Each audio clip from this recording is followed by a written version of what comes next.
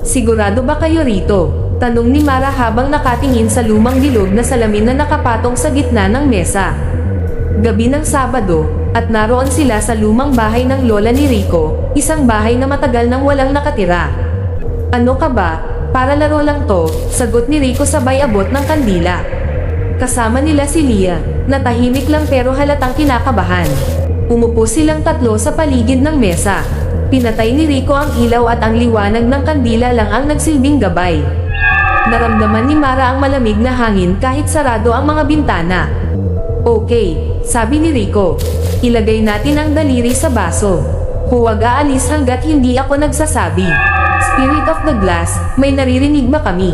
Tahimik, tanging pagaspas ng kurtina ang maririnig. Tumawa si Rico. Sabi ko na wala naman. Biglang gumalaw ang baso. Dahan-dahan itong lumipat sa letrang H. Hoy, sino gumagalaw? Bulalas ni Mara. Hindi ako, sabi ni Leah, nanginginig. Hindi rin, sagot ni Rico, pero halatang nagulat. Mula sa H, gumalaw ang baso sa I. Hi, tanong ni Mara. Nakikipag-usap ba siya? Pagkatapos ng ilang segundo, mabilis na dumulas ang baso. HINANDITO. Nonsense, bulong ni Rico, pero bumaon ang kaba sa boses niya. Biglang namatay ang kandila. Kumapit si Mara sa mesa. Rico, Leah, may marinig silang naglalakad sa itaas. Mabigat, mabagal, parang may humihila ng bakal sa sahig. Tere na, ayoko na, iyak ni Leah. Sinindihan ni Rico ang cellphone flashlight, pero pagliwanag. Nasa harap na nila ang salamin, pero may mukha. Hindi nila mukha, mukhang ng matandang babae, may dagwang mata, nakangiti pero baluktot ang panga. Bakit, nandito kayo? Boses na parang galing sa ilalim ng lupa. Nagtilian silang tatlo at umatras, pero ang mas nakakatakot, ang baso ay gumagalaw pa rin kahit wala nang humahawak. Bumuo ito ng huling salita. Stay. Napatigil silang tatlo, halos hindi makahinga. Ang baso ay nakahinto sa salitang stay, ngunit unti-unting umiikot, parang may kamay na hindi nila nakikita. Hindi to pwede, alis na tayo.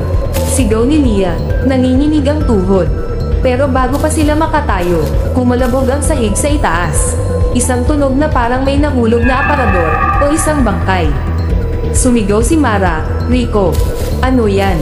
Huwag kayong gagalaw, bulong ni Rico, pero bakas ang panginginig sa kanyang boses.